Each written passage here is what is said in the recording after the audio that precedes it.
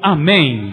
Amém. Glória a Deus. Pega a sua Bíblia, abra comigo lá o texto em Deuteronômio, capítulo 8, versículo 2, ainda em pé, em reverência à leitura da palavra de Deus. Isso. Vamos ler em pé, por gentileza? Vamos ler em pé, em reverência à palavra de Deus. Isso. Glória a Deus. Deuteronômio, capítulo 8, no versículo 2. O tema da mensagem hoje, que eu quero compartilhar com você, o tema é dormindo com o inimigo. Dormindo com o inimigo. Vamos conhecer quem é o inimigo que dorme com você todas as noites. Está dormindo com você todas as noites. Todas as noites ele está dormindo com você. Mas hoje ele vai ser desmascarado para ser derrotado. Amém? Dormindo com o inimigo. Deuteronômio capítulo 8, versículo 2. A palavra de Deus diz assim, então. Acharam? Amém? Vamos lá? Isso. Se tem alguém sem a Bíblia, compartilha com ele a leitura aí. Isso, a leitura com ele ou ela, para que possa acompanhar também. Amém.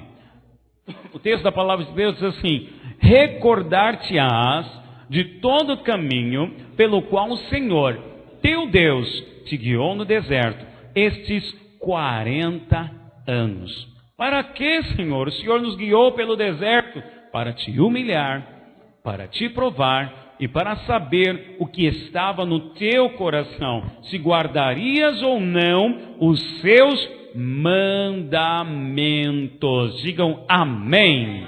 Amém. Pode estar sentando, mantenha a sua Bíblia aberta nesse texto. Glória a Deus. Diga glória a Deus. Glória a Deus. Irmãos, o tema hoje na mensagem é dormindo com o inimigo.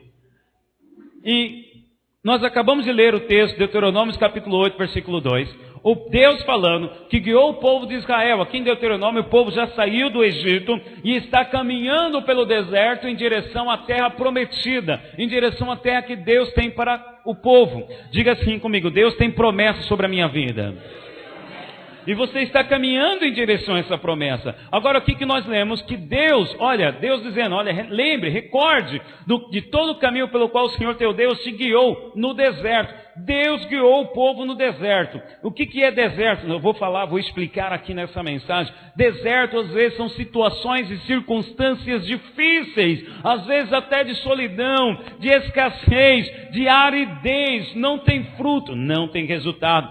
Deus guiou esse povo pelo deserto por quanto tempo? Por 40 anos. Por 40 anos esse povo andou e peregrinou no deserto. E por que Deus levou esse povo para o deserto? Olha aqui, a palavra, os trechos-chave desse versículo está aqui, em negrito. Para te humilhar, para te provar e para saber o que estava no teu coração. Agora Deus está dizendo, olha, eu te levei para o deserto para te humilhar, te provar e para saber o que estava no teu coração. Eu pergunto para você, você acredita que Deus sabe o que está no seu coração? Sim ou não? Sim, Deus sabe o que está no seu coração. A Bíblia diz que não cai uma folha de uma árvore se Deus assim não permitir. Deus sabe até quantos fios de cabelo tem na sua cabeça. E alguns aqui, né? Porque outros já não tem mais cabelo, né, Mauro? Como eu também, né? Mas Deus está no controle de tudo. Deus sabe todas as coisas. Então, quando o texto aqui fala que Deus levou para humilhar, Deus levou para provar, para saber o que estava no coração, então não era Deus que queria conhecer o coração do povo. E não é Deus que quer conhecer o teu coração. Quando Deus te leva para uma situação de deserto, Ele te leva para te humilhar, te provar, mas não é que Deus precisa conhecer o seu coração. Ele já sabe. Mas na verdade, é você que precisa conhecer o seu coração. E aqui eu inicio a mensagem falando e mostrando, revelando para você quem é o inimigo que dorme com você todos os dias. Bate assim no peito, sou eu. Isso, você mesmo. Você mesmo. Você precisa conhecer o seu coração. Deus, Ele te humilha e te prova para quê? Para que você conheça o seu coração. Como assim, pastor? Eu vou usar outro texto para reforçar essa verdade que eu estou falando para você. O profeta Jeremias, lá em Jeremias capítulo 17, versículo 5. Um texto que muitos usam aí, mas usam no contexto errado. Veja, Jeremias 17, versículo 5, está escrito assim: assim diz o Senhor, maldito o homem que confia no outro homem. Quantos aqui já ouviram, já leram esse trecho? Agora, a maioria das vezes, quando você ouviu ou usou esse texto, maldito o homem que confia no outro homem, você usou no seguinte contexto: bom, eu não posso confiar no Marx, Porque, maldito é o homem que confia no outro homem. Eu não posso confiar no Tiago, eu não posso confiar no Mauro. Muitos usam esse versículo fora de um contexto. Aqui não está falando de você não confiar em outra pessoa. Eu vou continuar aqui a leitura e vou provar para você que não é um maldito homem que confia no homem. Aqui não está dizendo maldito o homem que confia no outro homem. Não, aqui está maldito o homem que confia no homem. Continuando, faz da carne mortal o seu braço e aparta, ou seja, se separa, se distancia o seu coração do Senhor. Então, aqui, maldito é o homem que confia em si mesmo, e faz da sua carne, porque hoje tem duas naturezas em você. Se de fato o Espírito de Deus habita em você, você tem uma natureza divina, que é a natureza do Espírito, a natureza do Filho de Deus, e você ainda tem a natureza caída, você ainda tem a natureza morta aí dentro de você.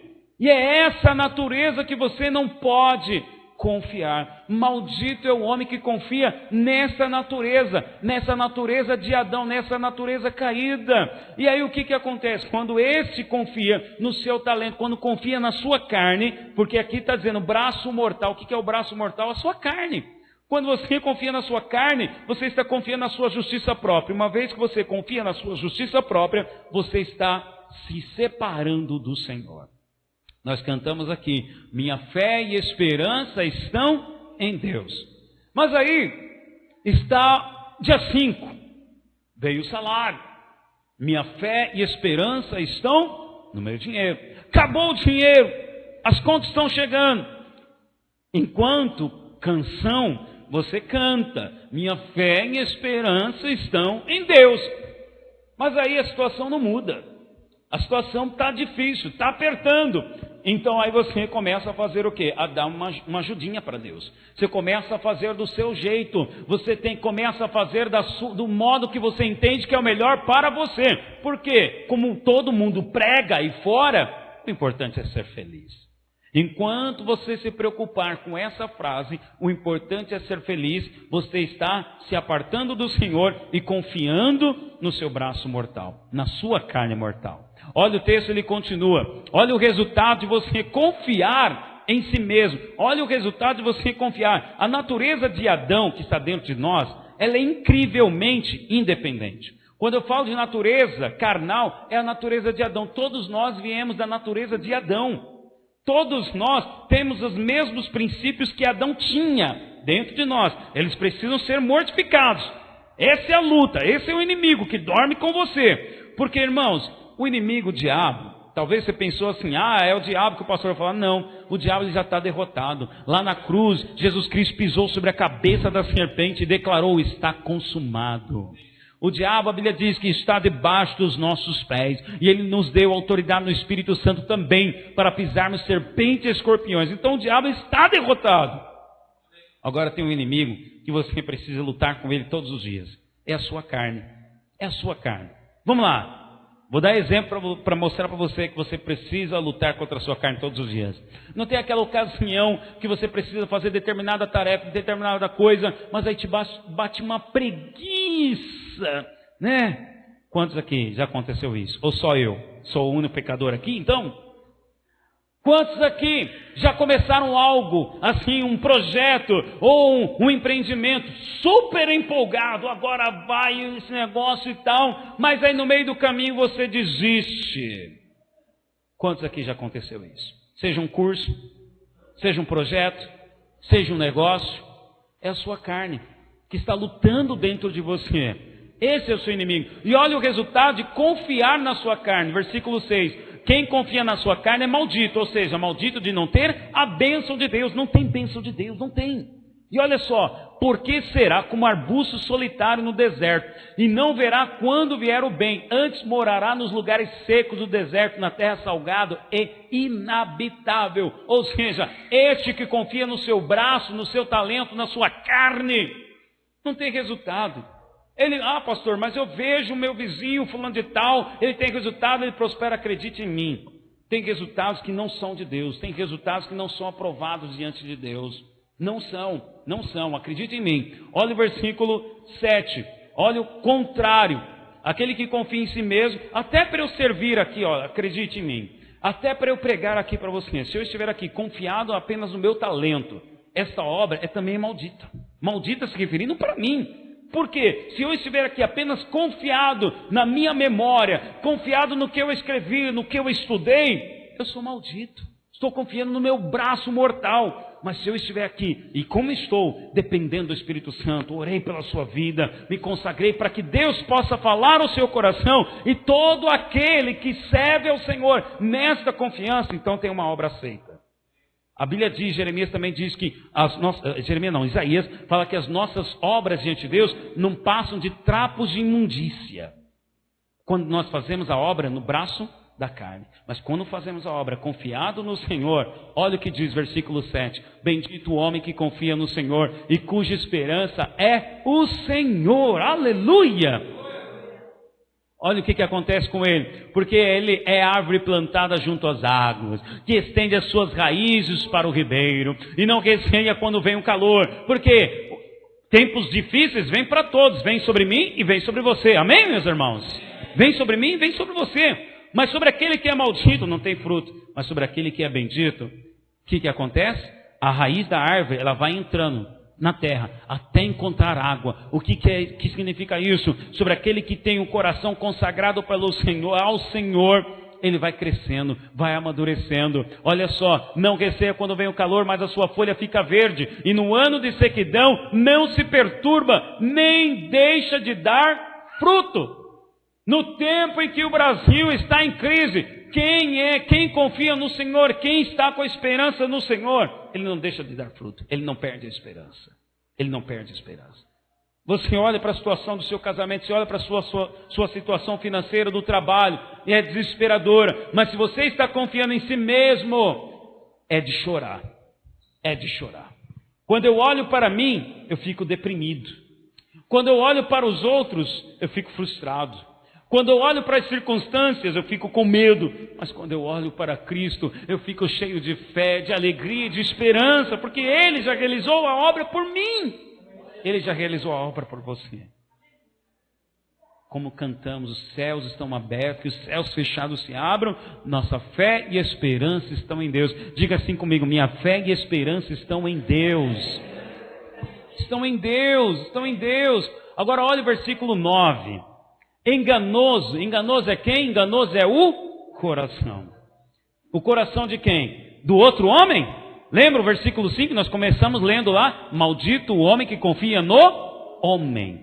Não é maldito o homem que confia no outro homem. Não. Muitas vezes você ouviu esse versículo e talvez até usou fora do contexto. Esse texto está falando de você mesmo, do inimigo que está no seu coração. Enganoso é o coração mais do que todas as coisas. Uau! E quando fala aqui coração, está falando das suas emoções. As suas emoções, ela precisa ser alimentada. E como as suas emoções são alimentadas? São alimentadas pelo que você vê, são alimentadas pelo que você ouve. Assim é alimentada as suas emoções. E as suas emoções, ela pode enganar mais do que todas as coisas. E olha só, ele continua. E é desesperadamente corrupto. Quem o conhecerá? Quem conhece o seu coração? Essa é a pergunta. Quem conhece o seu coração? O Senhor já conhece. Mas a pergunta aqui já é falando para você. Quem aqui conhece o seu coração? Ontem, nós saímos aqui para o evangelismo. E algumas pessoas, teve um jovem que eu abordei, ele falou assim, não, eu faço coisas boas, eu não faço mal para ninguém. Veja, é o tipo de pessoa que não conhece o seu coração. Porque não existe ninguém que é bom aqui, nem eu sou bom. Também tem o meu lado mal. Vai você tocar no meu filho, eu vou levantar com tudo para cima de você, para provar que para você que eu não sou bom. Não sou bom. Todos nós temos a maldade, está lá. Plantada, é a velha natureza. Já usei essa ilustração aqui anteriormente, vou repeti-la. O seu filho, quando criança, você pergunta para ele, olha fulano, quem fez isso aqui? Ele fala para você, não foi eu, papai. E você sabe que foi ele. Mas ele está mentindo. Porventura você deu alguma aula, lição para ele, ensinando ele a como mentir? Não. Mas da onde vem essa mentira? Da onde surgiu isso? da natureza, do coração que é enganoso, desesperadamente corrupto. Aí você pensa assim, não, o pastor está falando de quem está lá fora, de quem não tem Cristo. Não, aqui estou falando da igreja, estou falando de você. Estou falando de você. O seu coração é desesperadamente corrupto. Bom, sabendo que o seu coração é corrupto, ou melhor, nem sabendo, quando você não conhece o seu coração, veja o que o Senhor faz, versículo 10. Eu, o Senhor, esquadrinho o coração e eu provo os pensamentos. Deus prova os pensamentos, Ele esquadrinha os corações. E isto para dar a cada um, segundo o seu proceder, segundo o fruto das suas ações. Uma vez então que você não conhece, porque Ele faz a pergunta, quem conhecerá o seu coração? É a pergunta do Senhor nessa noite. E quando eu falo de coração aqui, vou usar um outro sinônimo, ego. Quem conhece o seu ego? Se você não conhece, então o Senhor, Ele vai esquadrinhar o seu coração. Esquadrinhar é como uma sonda. Eu já fiz um exame uma vez, chamado nasofibroscopia. Alguém já fez esse exame? Conhece? Nasofibroscopia é para ver como está o sistema respiratório superior e aqui na garganta. Então ele injeta lá um tipo de uma anestesia e depois eu com a cabeça inclinada ele vem com um bastão que na ponta tem uma câmera e ele coloca esse bastão, ele vai descendo pelo meu nariz, desce aqui pela garganta e ele consegue ver pelo monitor como é que está a minha região aérea. Ou seja, ele está esquadrinhando para dar um diagnóstico mais preciso. Então aí teve uma ocasião que eu tinha uma dificuldade respiratória. E aí eu achava que era carne esponjosa. Então o meu otorrino marcou, não, olha, vai fazer uma nasofibroscopia, porque nós precisamos esquadrinhar para dar um diagnóstico preciso. Foi feita a nasofibroscopia, graças a Deus, não tenho carne esponjosa, não tenho desvio septo, graças a Deus. Mas veja, só foi dado o diagnóstico depois de esquadrinhar. Agora o Senhor, Ele esquadrinha o coração. Novamente eu repito, o Senhor, Ele conhece o seu coração. Mas quem não conhece, bate no peito. Eu. Você não conhece o seu coração. Não, pastor, eu estou crescendo, né? Eu sou santo. Presta atenção, o apóstolo Paulo, ele se aproximou muito de Jesus. Na verdade, ele teve uma visão de Jesus. Ele buscou muito a Deus. O homem que buscou muito a Deus, que viu, teve uma visão de Jesus. Ele não se considerou santo. Pelo contrário, ele falou, dentre os pecadores eu sou o maior dos pecadores. Por quê? Porque Paulo conhecia o seu ego, seu coração. Então, eu, Senhor, esquadrinho o coração e provo os pensamentos. Os seus pensamentos precisam ser provados. Os seus pensamentos precisam ser testados. Para quem? Para Deus conhecer? Porque tem às vezes aquela pessoa que diz assim, às vezes, né? Já ouvi muitas desculpas assim, não pastor, eu não vou fazer tal situação, mas Deus conhece o meu coração. Eu ouço isso, como isso me dói os ouvidos. Porque quando eu ouço uma pessoa dizendo isso, é porque ela mesma não conhece o seu ego. Ela quer dizer assim, olha, eu não vou fazer tal coisa, e Deus conhece o meu coração. Ou seja, ela quer dizer o seguinte, olha, que Deus sabe a minha motivação, que eu até gostaria de dar, que eu até gostaria de estar lá, que eu até gostaria de ajudar, mas eu não posso. Aí vem as desculpas. Porque a alma, o ego, ele gosta de argumentar. O ego, ele gosta de se justificar. Foi assim o Adão. Adão, quando comeu do fruto da árvore do conhecimento do bem e do mal, Deus perguntou, ô Adão, onde é que você está? Adão estava escondido de medo. E aí Deus pergunta, Adão, quem foi que te fez saber que você estava nu? Aí qual foi a primeira desculpa de Adão? Foi a mulher que tu me deste. Aí Deus pergunta para a mulher, mulher Eva, quem foi que te fez saber? Aí a desculpa de Eva foi a serpente. É assim, ou o crente dá a desculpa no outro, ou dá a desculpa falando que é o diabo. E hoje eu estou aqui para mostrar para você que o inimigo que dorme com você não é o diabo, é o seu ego. Você precisa conhecer o seu ego. Mas o coração, o ego, é tão cheio de escuridão. É tão cheio de escuridão que o apóstolo Paulo escreve assim, que Deus mesmo, Ele resplandece a luz em meio às trevas do nosso coração. Nós precisamos de luz para conhecer o nosso coração. Qual que é o propósito de você conhecer o ego? É para que você se arrependa. Porque o arrependimento abre espaço para que a glória de Deus venha. À medida que você conhece o seu ego, se arrepende e mortifica o seu ego, você passa a ter uma vida de andar no Espírito. E andando no Espírito, você vai desfrutar da vontade de Deus, que é boa, perfeita e agradável.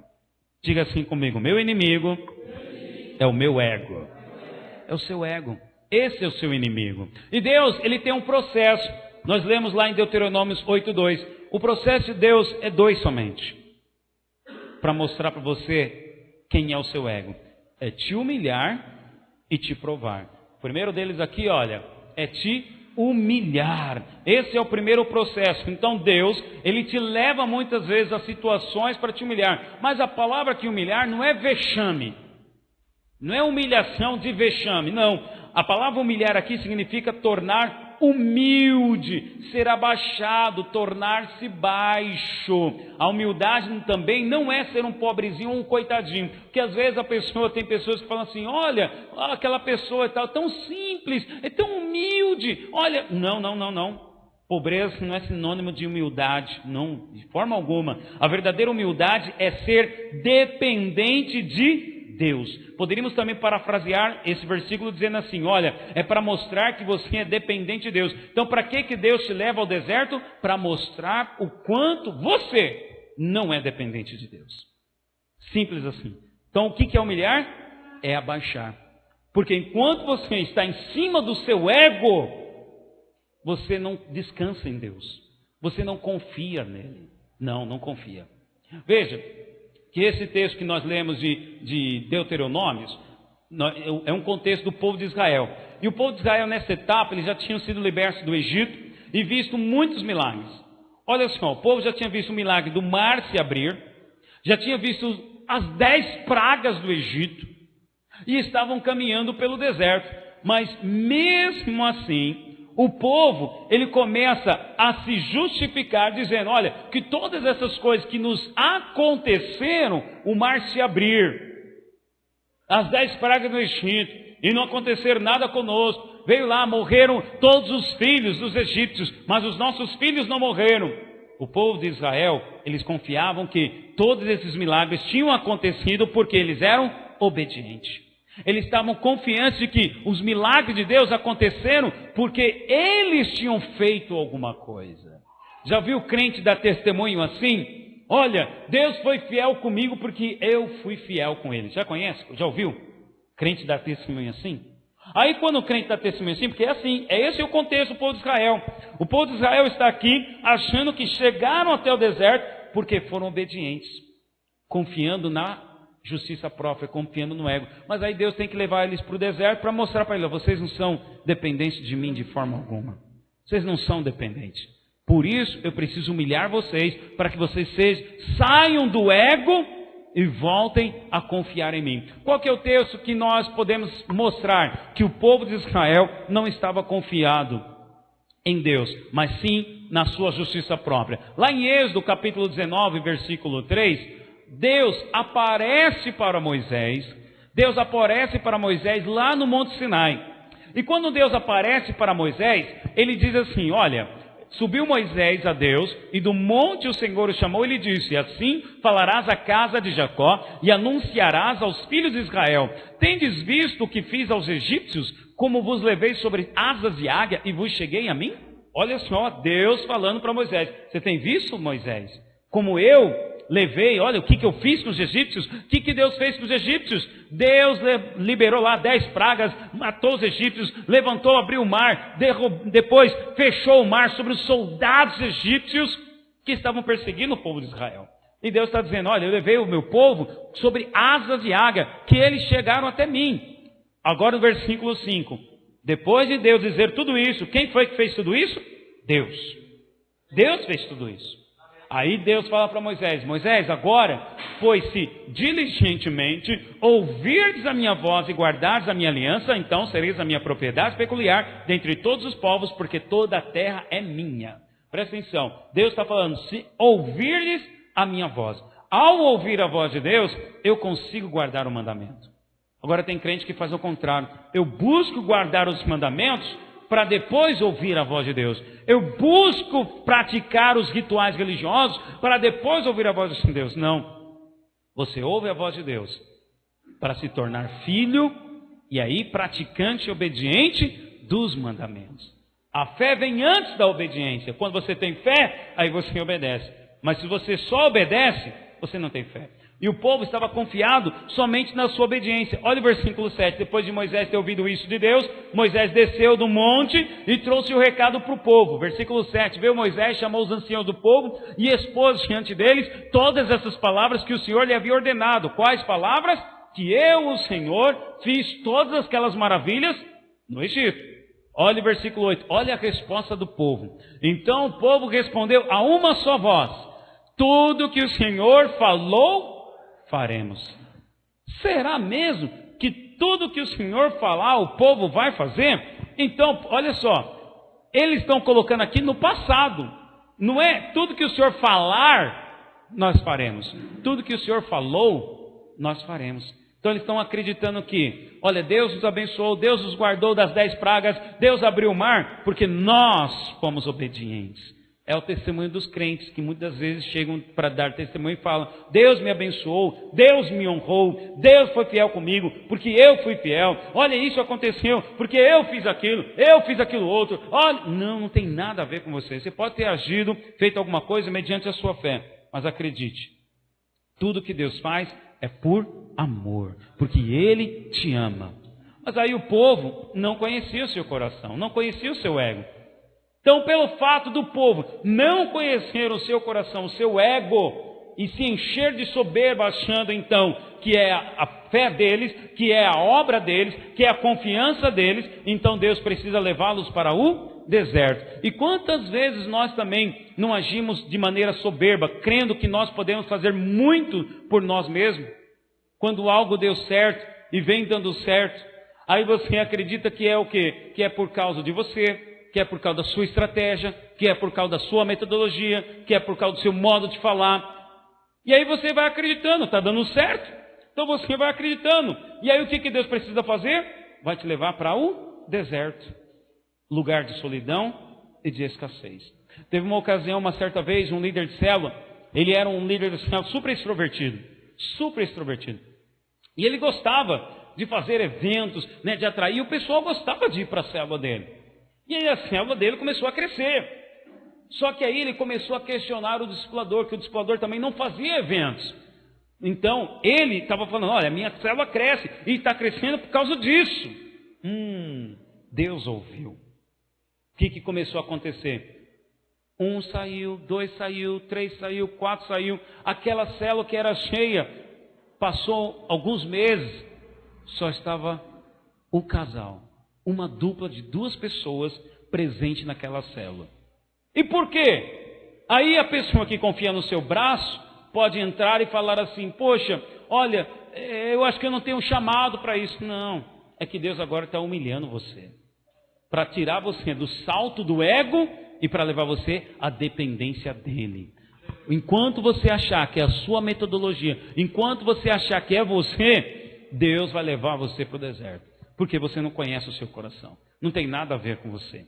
Todas as coisas boas que acontecem com você, a Bíblia diz, Tiago escreveu, toda boa dádiva vem de Deus, não é resultado pelo que você faz.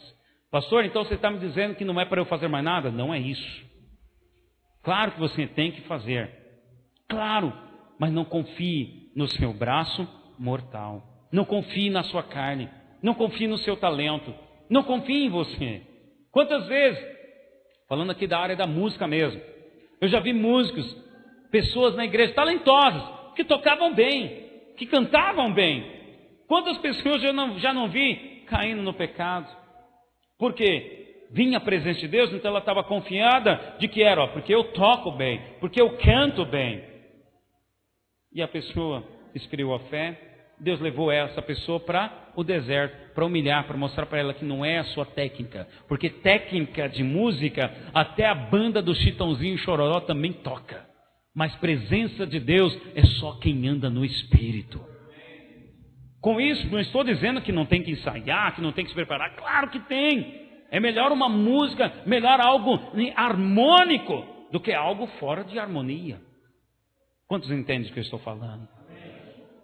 Se você hoje tem passado por situações difíceis, entenda, Deus tem um propósito nessa situação difícil. Por quê? Simplesmente, Deus quer mostrar para você qual é e quem é você. O inimigo que está dentro de você. Faça o teste agora mesmo. Todas as suas decisões, você em oração, pergunta ao Senhor se é da vontade dEle. Todas as suas decisões, você em oração, você pergunta para Deus. Todas elas, você pergunta. Faça o teste agora mesmo. Se você não pergunta, então isso você está demonstrando que você não depende dEle. Você está dependendo primeiro. Porque na maioria das vezes você faz assim. Você toma a decisão, você sai realizando e fazendo as coisas, e depois você vem pedir para Deus. Deus, me abençoa nisso que eu estou fazendo. Deus, me dá a sua bênção nisso. Quando você faz assim, você está confiando no seu braço mortal. E o que nós lemos em Jeremias, maldito é o homem que confia no homem. Antes de você tomar qualquer decisão, por mais urgente, óbvia ou necessária que ela pareça, apresente ela diante de Deus.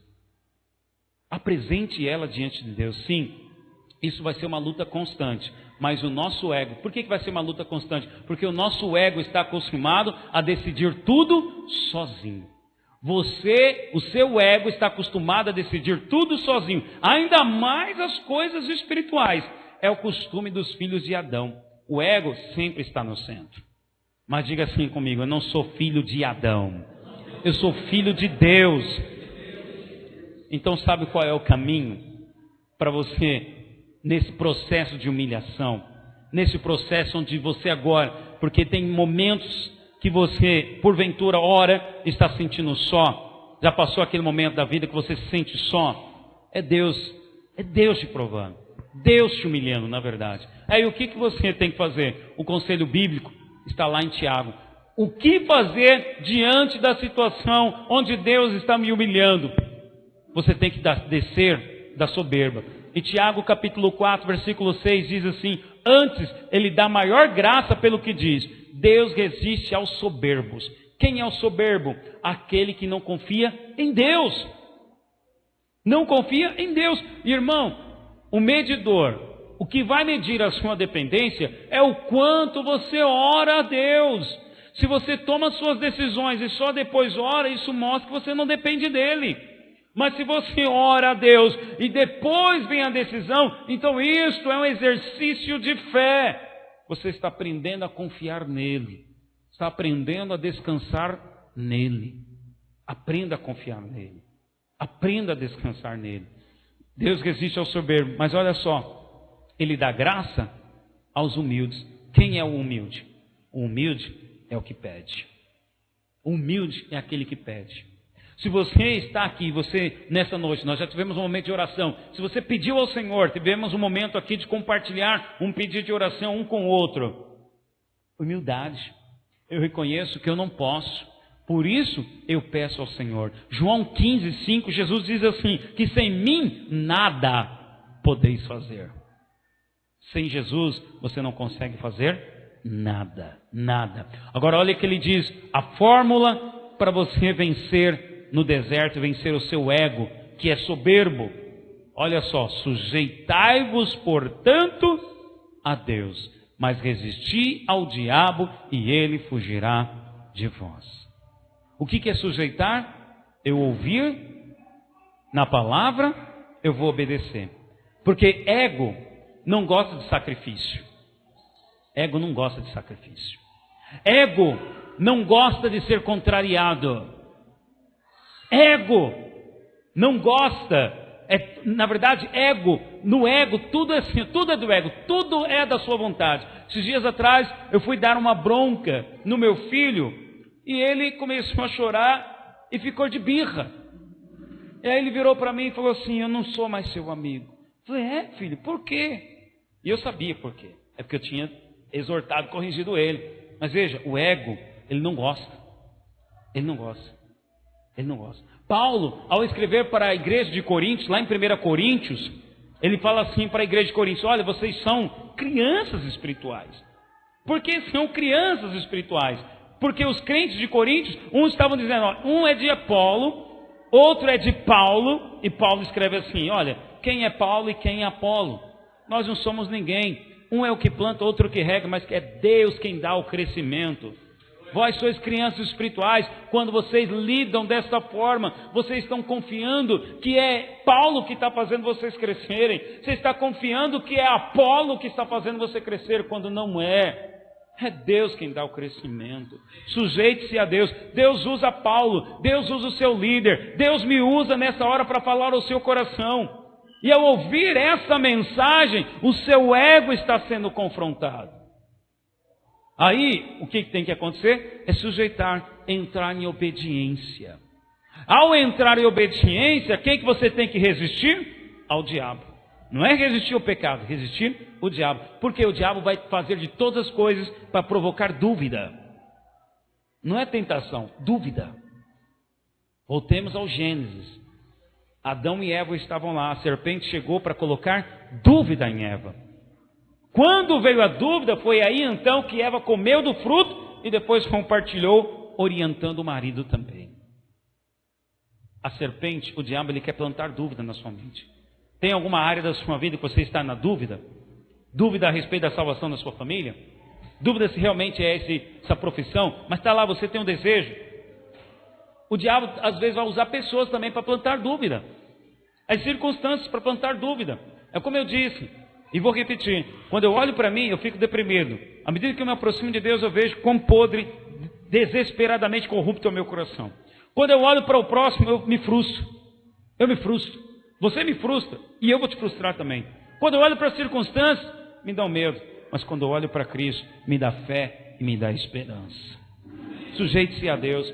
Pastor, mas é difícil. Irmãos, acredite. O alfabeto humano é ABCD. Mas o alfabeto de Deus é OBDC. Diga assim comigo. O alfabeto de Deus é obedecer. Diga isso para a pessoa que está do seu lado. O alfabeto de Deus é obedecer. Obedecer. Obedecer. Agora veja.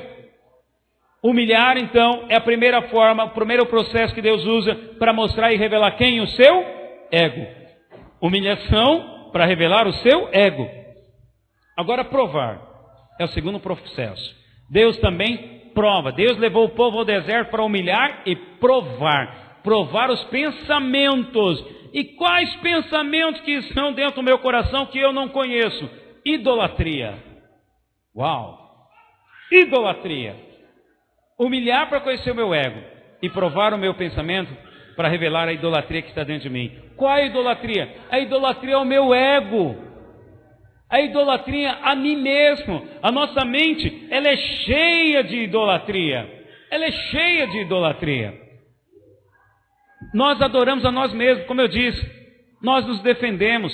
Nós somos cheios de argumentos. E eu vou mostrar para você como Deus usa. Quais são as ferramentas de Deus que Ele vai usar para provar então os seus pensamentos? Veja, primeiro é enfrentar situações difíceis. O povo de Israel, eles viram muitos milagres.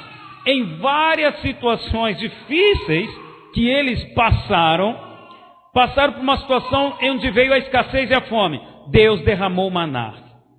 Passaram por um momento, uma situação difícil, onde veio a sede. E aí eles encontraram um lago com água amarga. Deus operou um milagre e transformou aquela água em água doce. Mas mesmo assim, diante dessas situações difíceis, onde Deus estava operando um milagre, onde Deus estava mostrando o cuidado dele, sabe o que o povo fez? O povo de Israel fez? Recebendo o milagre, recebendo o cuidado de Deus, sabe o que o povo de Israel fez? Murmurou, reclamou. E eles diziam assim: olha, você, Moisés, nos tirou do Egito para nos fazer passar fome aqui. Era melhor nós termos ficado lá no Egito comendo cebola. Por quê? Eles estavam lá, olha a idolatria ao ego. Por que eu estou aqui passando por essa situação? Eu não mereço passar por essa situação. Então é melhor que eu volte para o Egito para comer cebola. Então Deus prova o pensamento para mostrar que na sua mente, muitas vezes, você é idólatra a si mesmo. E nas situações difíceis, Deus usa a situação difícil para provar esse pensamento dentro de você. Porque muitas vezes você pensa, e já até indagou a Deus, dizendo assim: Deus, por quê? Por que eu estou passando isso? Em outras palavras, seguiria o seguinte: tem aquele filme do Jim Carrey, né? Acho que é o Jim Carrey, o Todo-Poderoso, que ele por um dia, ele é Deus. Quantos aqui já assistiram?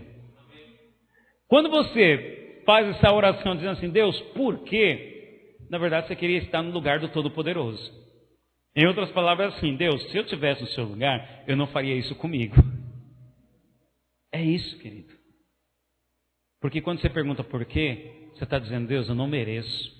Eu não mereço. Mas a situação difícil está revelando. Olha quanto você é idólatra ao seu ego. Olha quanto você é idólatra a si mesmo. A situação de idolatria. Paulo, lá em 1 Coríntios capítulo 10, está aqui na tela, ele usou esse exemplo do povo de Israel como instrução para a igreja de Coríntios.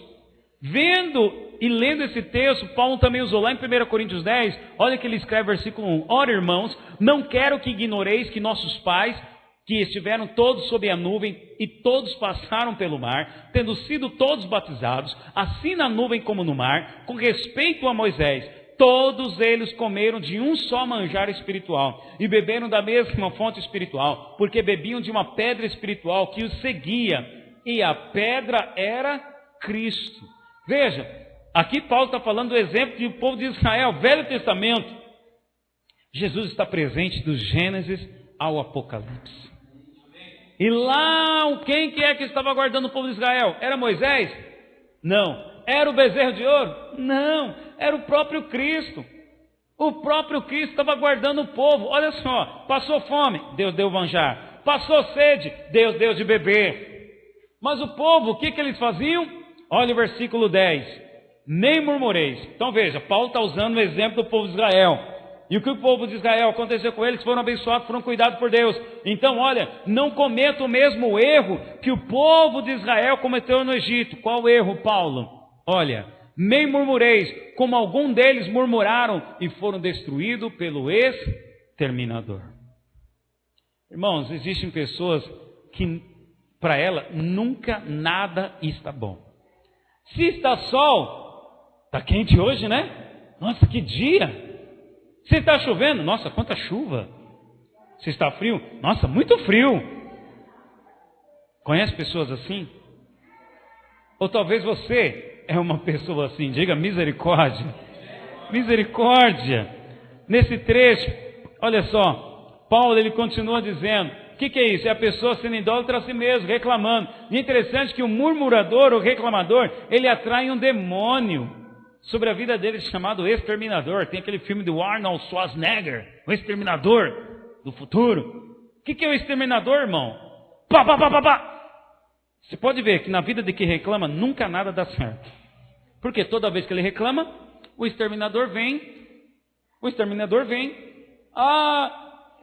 Poxa, vamos dar um exemplo aí das pessoas que elas reclamam. Na política são todos ladrões. Na minha casa, né, é um ambiente assim muito difícil. Só está reclamando. Querido, agradeço porque você tem uma casa. Agradeço porque você tem pai e mãe. Agora o que acontece muitas vezes? As pessoas só dão valor quando perdem. Aí a pessoa morreu. Aí vai lá com a coroa de flores. Honrar. Não adianta dar coroa de flores para a pessoa que já está morta agora. Honre seu pai, honre a sua mãe, honre o seu cônjuge, honre os seus filhos, honre o seu líder, honre a igreja que você frequenta e participa, honre as pessoas que te cercam, honre o teu chefe. Hoje no Brasil são 14 milhões de brasileiros desempregados. 14 milhões. Se você está trabalhando, dê graças a Deus. Pastor, mas eu recebo pouco. Não reclame, seja grato pelo pouco. Seja grato pelo pouco e seja fiel na parte que é do Senhor, mas não reclame. Porque ao reclamar, você vai atrair o exterminador. Quando foi que o povo de Israel reclamou? Quando eles estavam passando por situações difíceis. Mas mesmo nas situações difíceis, o que Deus estava fazendo? Estava com o seu cuidado. Estava cuidando do povo. Talvez hoje Você queria, talvez, comprar, né, mulher? Talvez você queria comprar aquela roupa nova que combina com a sua bolsa, com o cinto e com o sapato. Mas aí você não pode. Mas aí você pode comprar uma camisa. Deus providenciou uma camisa. Mas eu queria aquele vestido, mas Deus deu a camisa. Veja, quando você reclama, você menospreza o cuidado de Deus, porque Deus, de alguma forma, Ele está te abençoando. De alguma forma, Ele está te abençoando. Quando você reclama do trabalho, você está reclamando, você reclama do trabalho, mas não lembra que Deus te deu saúde e força para você estar lá trabalhando. Tudo bem que o trabalho pode não ser o melhor, tudo bem que o trabalho, o ambiente é opressivo, tudo bem que não pagam bem, tudo bem que você não é reconhecido. É fato, como era fato para o povo de Israel também no Egito, no deserto. Deserto o que é? Calor, muito calor de dia e muito frio à noite. Areia para tudo quanto é lado. É fato? Mas olha o cuidado de Deus. Quando vinha o dia, Deus vinha com a nuvem sobre o povo, para fazer sombra e proteger o povo. Quando era de noite, que era muito frio, Deus vinha com uma coluna de fogo para esquentar e aquecer o povo. Quando eles passaram fome, Deus deu manjar. Deus deu codorna. Querido, o que Deus tem te dado? Começa a tirar os olhos da reclamação, da murmuração, e começa a colocar os olhos naquilo que o Senhor Deus tem te dado. Você percebe que Deus te prova para mostrar o quanto você é ingrato? E é idólatra a si mesmo? Quantos entendem o que eu estou falando? Essa prova que você está passando é para mostrar no seu pensamento. Olha o pensamento ingrato que te leva à murmuração. Então você precisa passar por situação difícil. E a situação difícil é quando, então vamos supor um exemplo. Eu tinha um carro, mas não era o melhor. Agora eu estou passando por uma situação difícil e perdi o carro. Para você dar valor, olha, eu te abençoei enquanto você tinha um carro. Mas eu continuo te abençoando, dando saúde para você poder caminhar. Você não tem um carro, mas você tem saúde para poder caminhar. Amém, irmãos? O texto continua. Essas coisas lhe sobrevieram como exemplos. Olha só, como exemplo. Tomemos tudo isso que nós estamos lendo aqui como exemplo. Exemplo o quê? Para não fazer. Exemplo do que não fazer. Todas, e foram escritas para a advertência nossa, de nós outros, sobre quem os fins dos séculos têm chegado. Aquele, pois, que pensa estar em pé, veja que não caia. Se você só pensa que está em pé, cuidado, veja para que não caia. E Paulo, ele conclui em versículo 13. Olha, nessa prova, nessa tentação, não vos sobreveio tentação que não fosse humana, mas Deus é fiel e não permitirá que sejais tentado além das vossas forças. Pelo contrário, juntamente com a tentação, vos proverá livramento, de sorte que a possais suportar. Portanto, olha a conclusão. Portanto, meus amados, fugi da idolatria. E não é idolatria de imagens, é idolatria de si mesmo. Paulo, ele conclui, portanto, olha, vai vir prova, mas fica tranquilo, Deus não vai dar prova. Lembrando, qual que é o objetivo da prova? Para revelar a idolatria do meu ego, dos meus pensamentos. Mas as provas, tentações que virão, não vão vir para acabar com você. Não. Deus não vai dar uma tentação na qual você não suporta. Mas para cada prova, para cada tentação, que a palavra tentação aqui é a mesmo sinônimo de prova, Deus vai dar a saída. Deus vai dar o escape. Então foge da idolatria. Foge da idolatria de si mesmo. Amém, meus irmãos? Nossa mente faz idolatria ao nosso ego. E existem muitas situações, né, que podem abater a nossa alma. E quando as situações difíceis vier, qual que deve ser a nossa postura? Você deve fazer como o salmista. Salmo 42. Nós cantamos aqui, aquieta minha alma, faz meu coração ouvir sua voz. Olha que salmista, Salmo 42, versículo 5. Por que está batendo a minha alma? Por que te perturbas dentro de mim? Espera em Deus, pois ainda o louvarei. A Ele, meu auxílio e Deus meu. Olha, vou ler de novo. Por que está batendo a minha alma? Com quem que o salmista está conversando?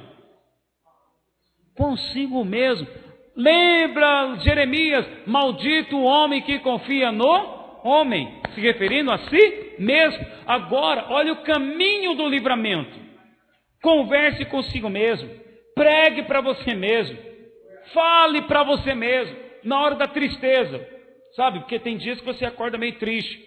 Mas essa tristeza que está lá dentro de você não tem nada a ver com a sua fé e com o seu lado espiritual. Lembrando, é o seu velho ego, a sua velha natureza, o velho Adão que ainda habita dentro de você. Então, quando você passar por situações difíceis, vamos lá. Você está aqui hoje, glória a Deus, um ambiente de fé, de glória aqui nessa reunião. Mas amanhã, segunda-feira, é dia de trabalho para alguns. E talvez seja dia que não é de trabalho para outros, porque você ainda está desempregado. Mas aí você vai levantar amanhã, segunda-feira, você tem as contas a pagar, tem o aluguel a pagar, tem os alimentos, tem o leite da criança para trazer. E a sua alma vai ficando triste. Você vai vendo a situação, vai ficando triste. As pessoas chegam para falar para você que a situação ainda vai ficar pior. Ai, meu Deus do céu. Aí o que você tem que fazer? Aquieta minha alma. Você está triste lá. Está triste porque não alcançou aquele determinado resultado? Aquieta minha alma. Aquieta, aquieta, aquieta. Fique em silêncio aí. Porque essa tristeza é a alma gritando. E ele fala, por que você está triste, alma? Por que te perturbas dentro de mim? Por que você está triste e você está perturbada dentro de mim? Aí ele responde, ele faz a pergunta e ele responde para a alma, espera em Deus, pois ainda o louvarei, porque hoje não estou louvando, porque o resultado não alcancei, a situação ainda é deserto, a situação ainda é difícil, mas eu ainda vou louvar ao meu Senhor.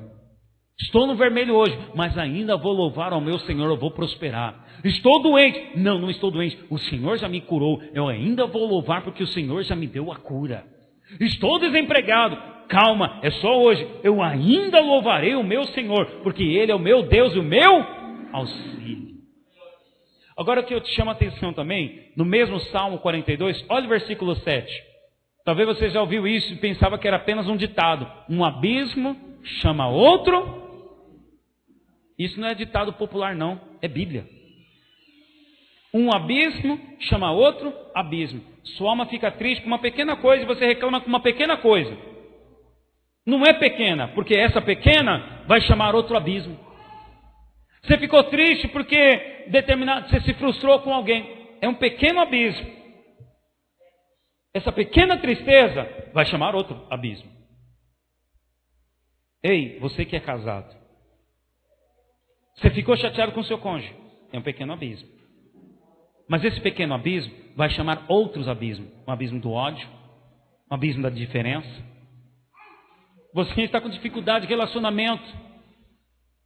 Você se frustrou. Aí o abismo do perdão. Você não libera perdão.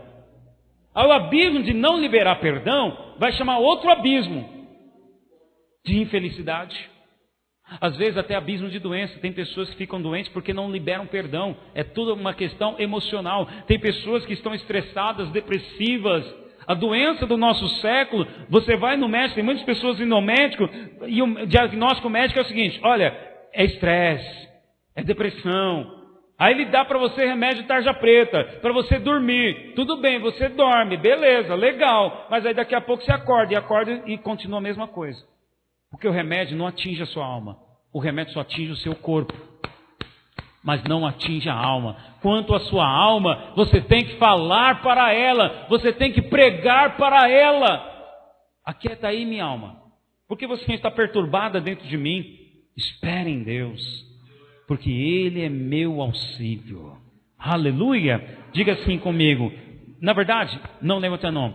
Mas bata no coração e diga assim: espere em Deus, minha alma. Porque você perturba dentro de mim. É a última ferramenta que Deus usa para revelar a idolatria que está dentro de você. E com isso eu encerro. É através do elogio e das críticas. Através dos elogios e críticas, Deus também prova você. Como assim, pastor? Sim, através do elogio, Deus vai provar você. Vai provar o quanto você é idólatra de si mesmo. Veja o que diz Provérbios 27, versículo 1. Acompanha comigo aqui a leitura. Como o crisol prova a prata, olha bem, como o crisol prova a prata e o forno o ouro, assim o homem é provado pelos louvores que recebe. O que significa a palavra louvor? Elogio. O homem é provado pelo elogio que recebe. Então tem algumas pessoas que ao receberem, quando recebemos elogios de alguém, nós estamos sendo testados em nossa maneira de ser. Muitas vezes queremos receber elogios só para nos sentirmos bem. Eu fiz, eu sou o melhor. E após um elogio, o que isso está produzindo dentro de você? Orgulho ou humildade? Orgulho ou humildade? A forma de Deus mostrar esses pensamentos ocultos que você não conhece é pelo confrontamento. Veja, tem pessoas que elas são carentes de elogio. Tem pessoas que têm determinadas atitudes e ações baseado no elogio e na carência emocional. Tem pessoas que fazem as coisas para os outros, mas na verdade não estão nem fazendo para os outros. Estão fazendo para si mesmo. Eu já ouvi pessoas assim dizendo assim, olha, eu quero me casar. Aí eu pergunto, mas por que você quer se casar? Aí ele fala assim, porque olha só, porque eu quero ser feliz. Ele não está preocupado com o outro. Enquanto você quer ser feliz, você está idólatra a si mesmo. Porque vai ter momentos que o teu cônjuge não vai te fazer feliz. Não vai. E aí, qual que é o caminho de muitos? É melhor a gente se separar, você seguir o seu caminho, eu sigo o meu, né? Porque nós somos diferentes um do outro, você vai ser feliz para lá e eu vou ser feliz para cá. Continua a palavra felicidade.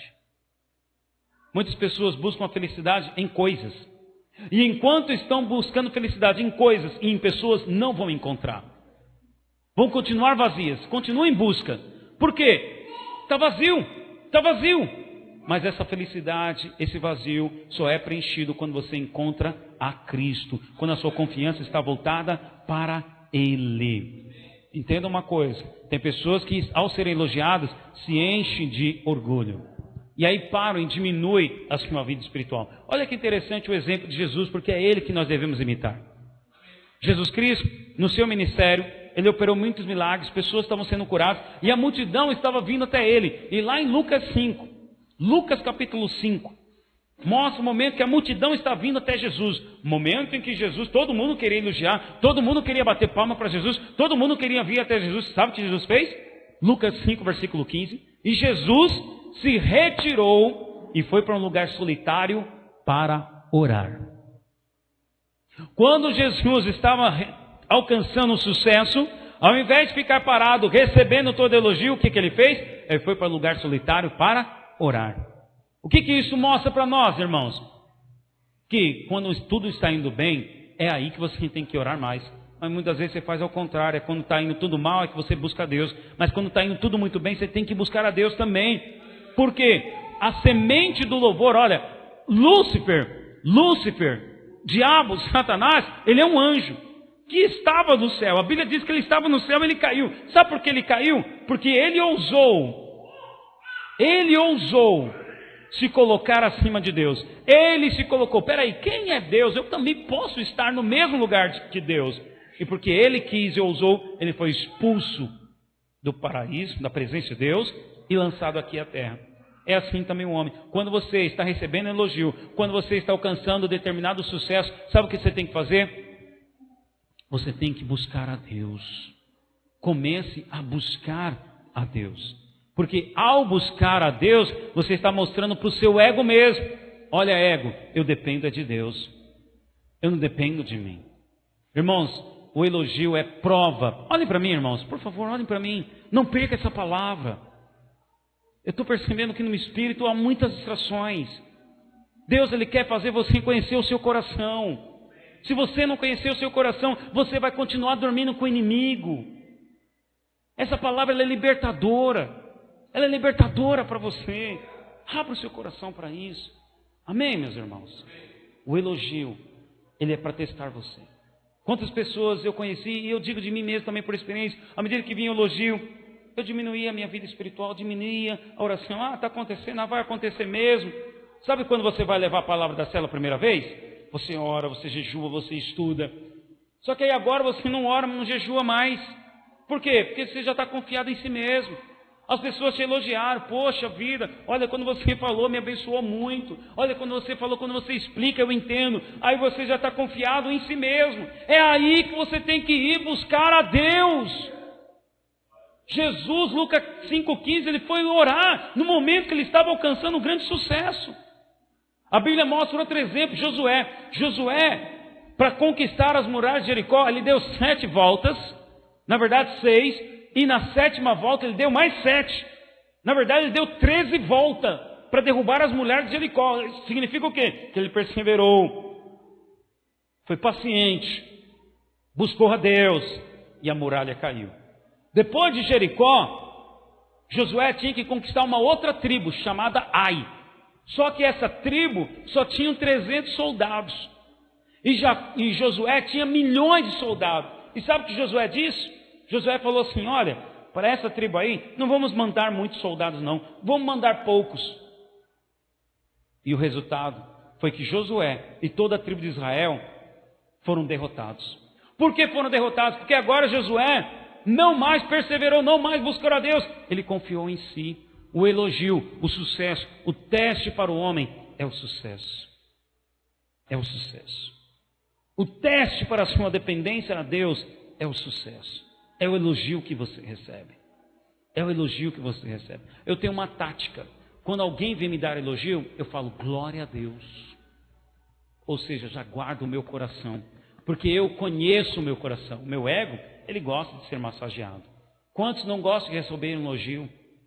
Tem até um ditado popular que dizia assim, olha, elogio dê em público, mas crítica, faça isso em secreto. Mas não é o que o meu Senhor Jesus vai fazer. A crítica ele faz publicamente. Tem pessoas que quando criticadas, elas se fecham. Tem pessoas que quando criticadas, elas diminuem o semblante, desanimam. É Deus provando o seu pensamento. Olha o quanto você é idólatra de si mesmo. Porque a crítica, na verdade, vem através do confrontamento. Deus ele vai levantar líderes, Deus vai levantar pessoas para confrontar você, confrontar o seu caráter.